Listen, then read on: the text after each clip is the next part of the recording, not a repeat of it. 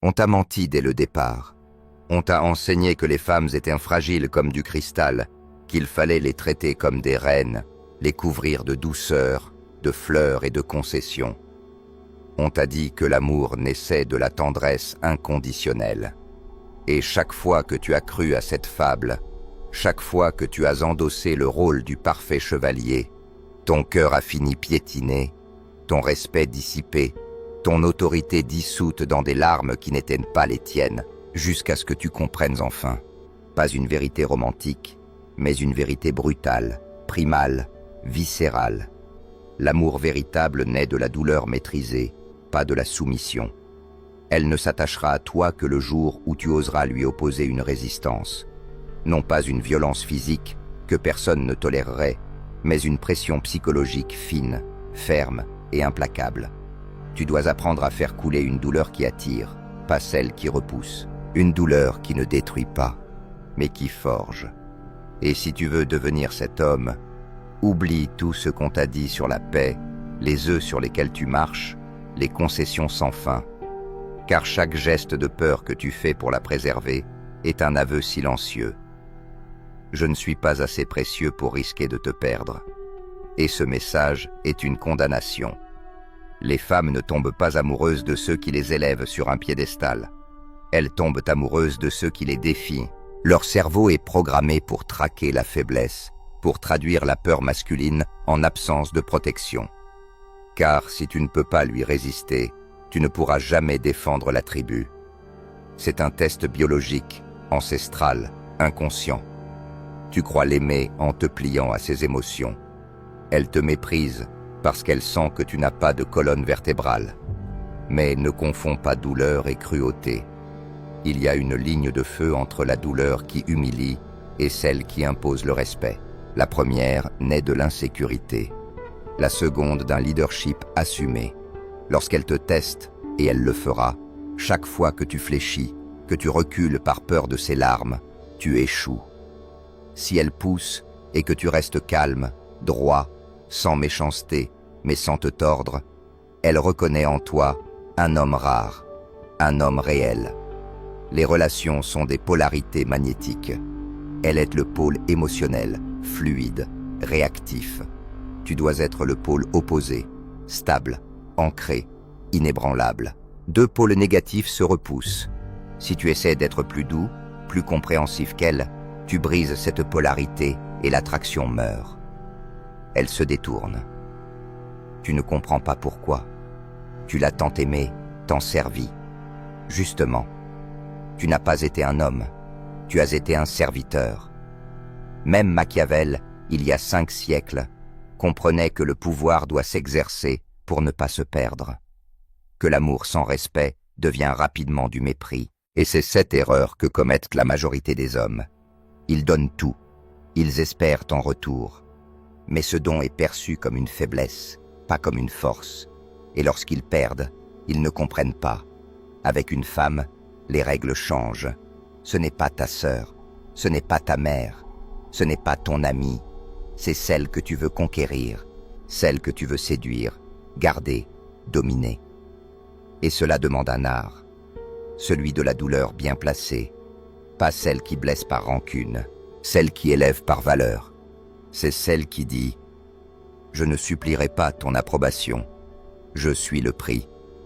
Une douleur qui résonne comme un rappel de ta propre puissance. Quand tu refuses de plier, quand tu maintiens ta décision face à ses caprices, elle entre en panique silencieuse. Son cerveau sent que tu es différent, que tu n'es pas comme les autres, que tu n'as pas peur de la perdre. Et c'est là qu'elle commence à t'aimer pour vrai. Car tu es rare, tu es solide, tu représentes un défi, et un défi est 1000 fois plus séduisant qu'un adorateur. Prenons un exemple simple, le test de l'horaire. Tu proposes 19 heures. Elle contre avec 18 heures. Si tu cèdes immédiatement, tu viens de perdre. Tu viens de lui dire « Mon temps n'a pas de valeur ». La réponse correcte? Non, c'est 19 heures, sinon une autre fois. Pas d'explication, pas de justification. C'est comme ça. Pourquoi? Parce que ton temps est sacré, parce que tu l'as décidé. Et à ce moment précis, Tu vas entendre une voix hurler dans ta tête. Tu vas la perdre. Tu es trop dur. Ignore-la. C'est cette voix qui t'a mise à genoux devant celle qui ne te respectait pas. Les hommes moyens donnent leur disponibilité comme un mendiant donne son chapeau. Ils acceptent tout dans l'espoir d'un sourire. Ils croient que leur flexibilité les rendra désirables. Faux. Elle engendre le mépris. Ce n'est que lorsque tu es prêt à perdre qu'elle comprend ta valeur. Ce rendez-vous, peut-être qu'il saute, mais l'effet sur elle est bien plus puissant qu'un dîner. Elle sent que tu peux lui échapper. Et ce sentiment déclenche son instinct de chasseuse. Tu deviens l'objectif. Dire oui, c'est un plaisir immédiat. Dire non, c'est construire une obsession. Même si au début, cela crée des larmes, de la colère, des accusations. Ne te laisse pas avoir. Ce ne sont pas des signes d'échec. Ce sont des preuves d'impact. Lorsqu'elle se détourne, dramatise, pleure parce que tu n'as pas cédé, reste calme. Tu viens d'allumer en elle une flamme que des années de gentillesse n'auraient jamais pu allumer. Tu viens de planter la graine de l'obsession. Les grands stratèges ne supplient jamais. Ils ne se justifient pas. Leur pouvoir se manifeste dans le silence et la fermeté. Tu es le prix. Même si tu ne le crois pas encore. Même si elle semble avoir plus d'options. Joue ce rôle jusqu'à ce que ton esprit le croie. Et un jour, elle aussi le croira. Parce que son subconscient réagit à ta posture, pas à tes mots. Et voici ton arme absolue, le mot non. Ce mot, utilisé avec précision, change tout. Mais mal utilisé, il détruit. Bien manié, il renverse la dynamique entière. C'est une lame à double tranchant. Tu dois apprendre à la forger, à l'aiguiser, à la manier comme un maître. Ne jamais dire non par vengeance, jamais par ego blessé. Dis non parce que tu sais que tu vaux mieux. Dis non comme un roi, pas comme un enfant frustré. Tu marches avec elle et elle dit « Allons par ici ». Tu réponds calmement « Non, on va là ». Sans drame, sans guerre. Et tu continues ton chemin. Elle peut suivre ou râler. Peu importe. Tu viens de lui rappeler que ta direction est claire, que tu n'es pas déplaçable au gré de ses caprices. Elle apprend que ton jugement compte et que pour les grandes décisions, elle peut te faire confiance. Parce que tu as montré que même les petites, tu les assumes. Quand tu proposes une sortie et qu'elle refuse, ne supplie pas, ne négocie pas, va seule, tranquillement, et observe. Elle paniquera, pas parce qu'elle voulait vraiment venir, mais parce que ton indépendance remet en question sa place dans ta vie. Ce sentiment est bien plus puissant qu'un bouquet de roses. C'est ce qui fait la différence entre un homme effacé et un homme irrésistible. Et ce pouvoir silencieux que tu viens d'activer en toi, il commence à reconfigurer toute sa perception. Tu n'es plus ce garçon gentil qu'elle pouvait manipuler à coups de regards blessés ou de bouderies calculées. Tu es devenu un homme qu'elle ne peut pas prédire, un homme dont la valeur ne dépend pas de ses humeurs, un homme qui avance selon sa volonté propre.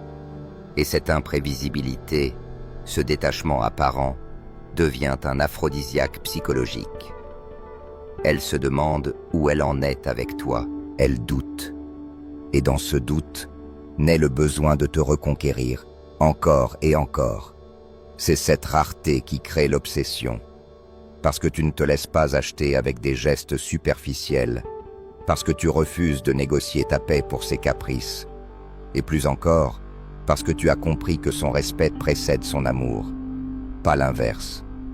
Un homme qui se fait respecter, c'est un homme qu'elle ne quitte jamais. Un homme qui se fait aimer sans se faire respecter est un homme qu'elle trahit tôt ou tard, même inconsciemment. Tu vois, chaque fois que tu acceptes de faire passer ses désirs avant les tiens, sans discernement, tu descends d'un cran dans son estime. Tu crois l'aimer, mais tu t'effaces. Tu crois lui faire plaisir, mais tu t'annules. Et elle, au fond, veut que tu lui résistes. Elle veut sentir que tu existes, que tu es une force à part entière, pas un accessoire émotionnel. Regarde ce couple. Il voulait un barbecue, elle voulait des boulettes. Il a cédé, comme d'habitude. Mais imagine qu'un soir, ils disent « Très bien, fais tes boulettes. Moi, je vais faire mon barbecue chez mon frère. Sans colère, sans sarcasme. Juste une exécution tranquille de son plan. Que se passe-t-il? Elle pleure, elle crie, elle l'accuse. Mais sous ces couches de drame, il se passe quelque chose de bien plus profond. Le respect renaît. Parce qu'elle vient de voir qu'il peut exister sans elle, qu'il est capable de choisir sa propre satisfaction sans dépendre de la sienne. Et dans cette autonomie, elle retrouve l'homme qu'elle pensait avoir dompté.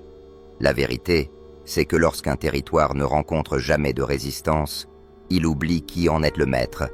Et les femmes fonctionnent de la même manière. Elles ont besoin de tester, pour se rassurer. Elles veulent savoir que tu ne céderas pas au premier froncement de sourcils, si tu ne dis jamais non. Si tu ne maintiens jamais ta position, elle oubliera que tu es un homme. Tu deviendras un enfant adulte, un serviteur amoureux. Et là, tu as déjà perdu. Mais il y a un art dans le non, une finesse que peu d'hommes comprennent.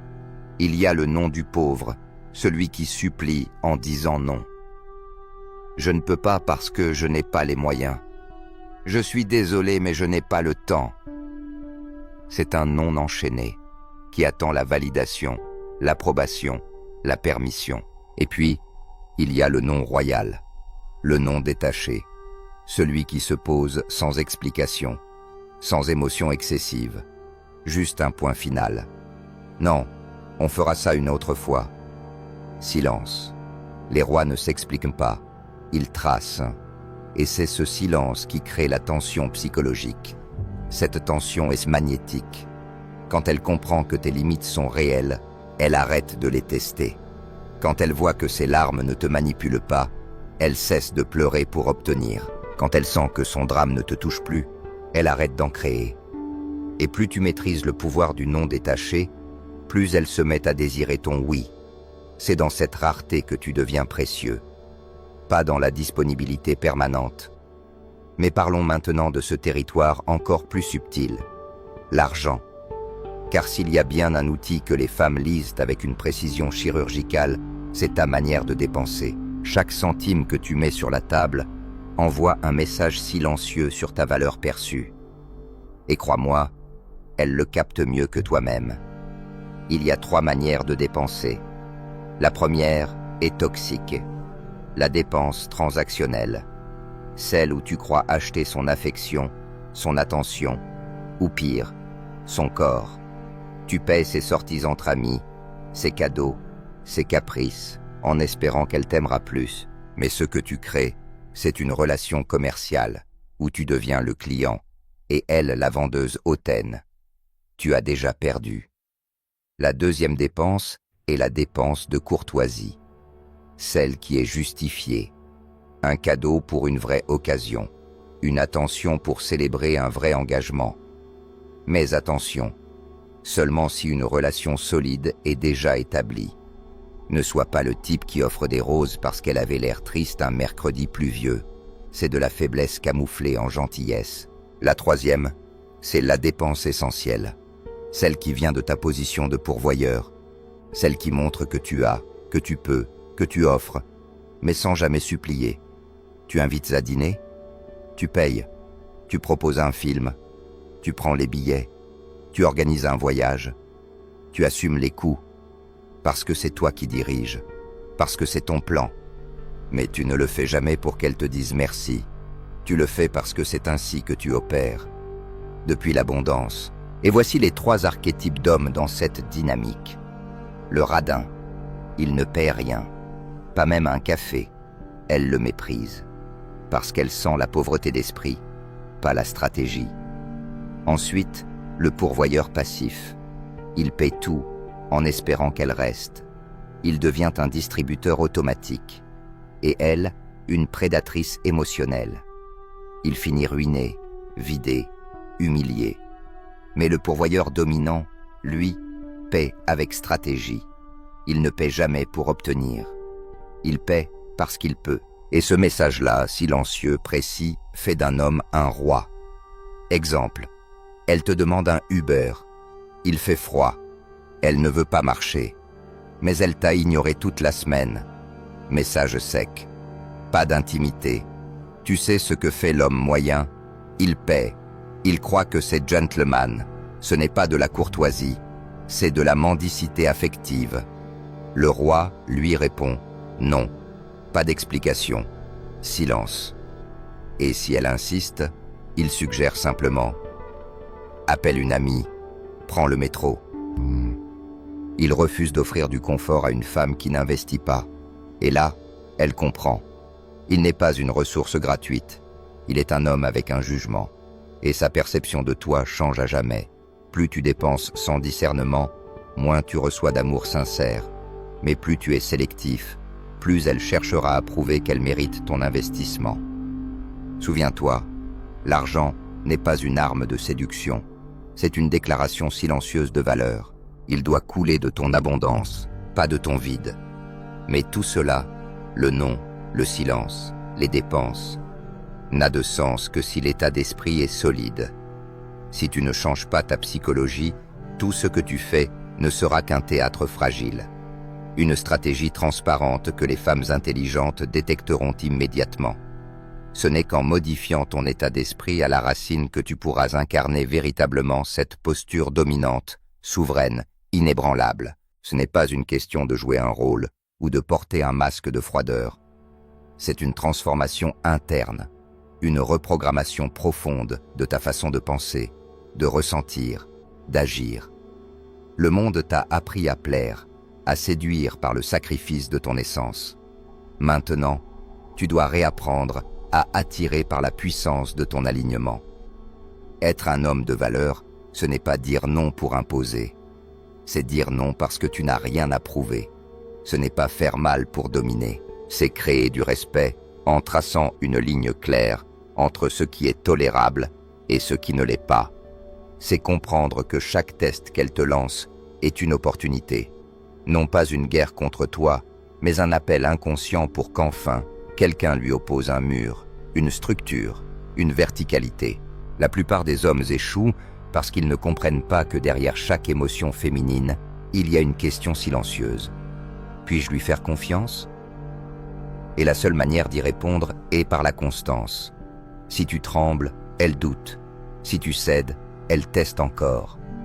Mais si tu tiens, malgré les larmes, les silences, les provocations, elle commence à te regarder autrement. Elle cesse de se battre contre toi et commence à se reposer sur toi. Car enfin, elle a trouvé un roc, un repère, une présence stable dans un monde fluide.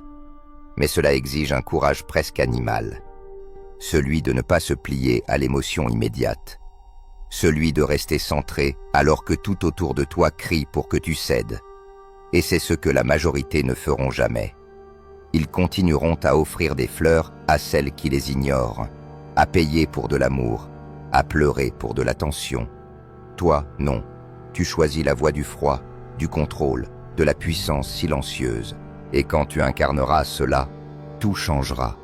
Pas seulement dans tes relations amoureuses, mais dans tous les domaines de ta vie.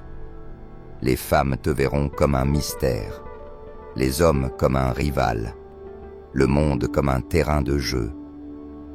Parce que tu n'agis plus depuis un besoin d'être accepté, mais depuis la certitude que ta valeur est intrinsèque. Tu n'es plus là pour mendier, tu es là pour choisir. Et souviens-toi, ce pouvoir ne se hurle pas. Il ne se démontre pas par des discours. Il se vit, il se manifeste par la maîtrise de soi, par la rareté de tes concessions, par la qualité de ton silence.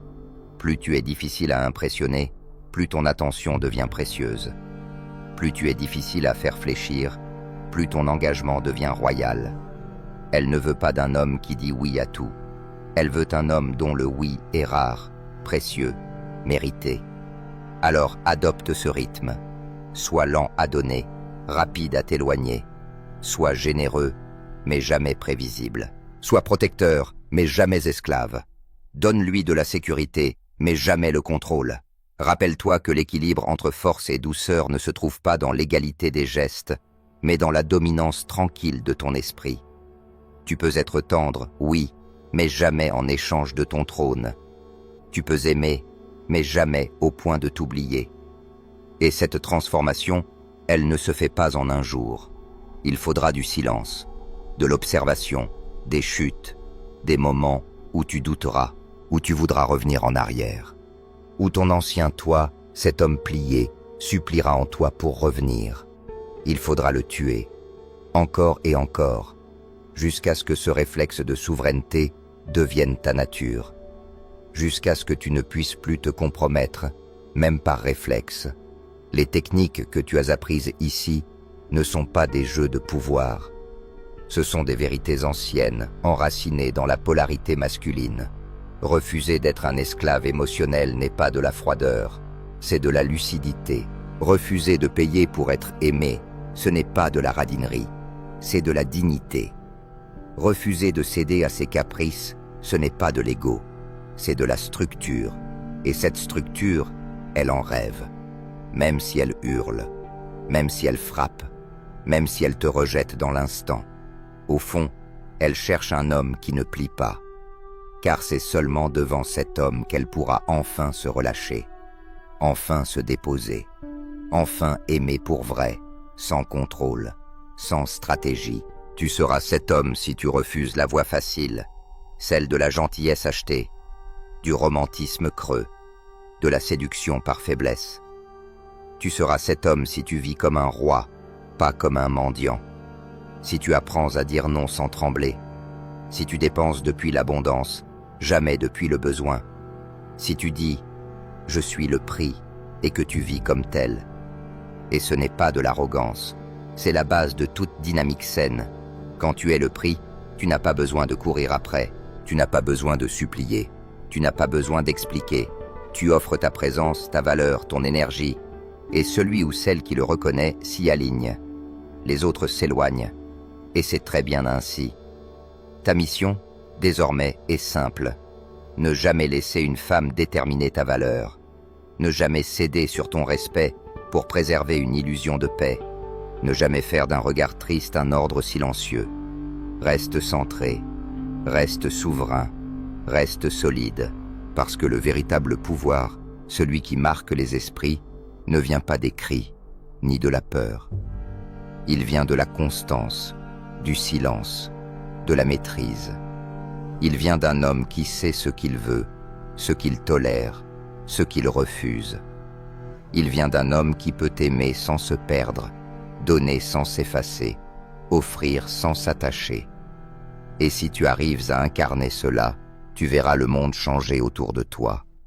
Les femmes te regarderont différemment, les relations deviendront des cercles de respect, pas des prisons d'obsession. Et ton nom, ton regard, ton absence même, deviendront un mystère qu'elles voudront résoudre.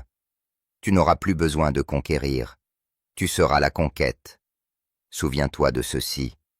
Les femmes ne veulent pas d'un homme parfait, elles veulent un homme réel, un homme qu'elles ne peuvent pas manipuler. Un homme qui leur offre la plus grande sécurité émotionnelle, la certitude qu'il ne se trahira jamais pour leur plaire. Et si cette vérité a résonné en toi, alors tu sais que tu viens de franchir une porte. Tu n'es plus l'homme que tu étais. Tu viens de renaître. Tu viens de retrouver ton trône. Maintenant, reste-y et ne le quitte plus jamais.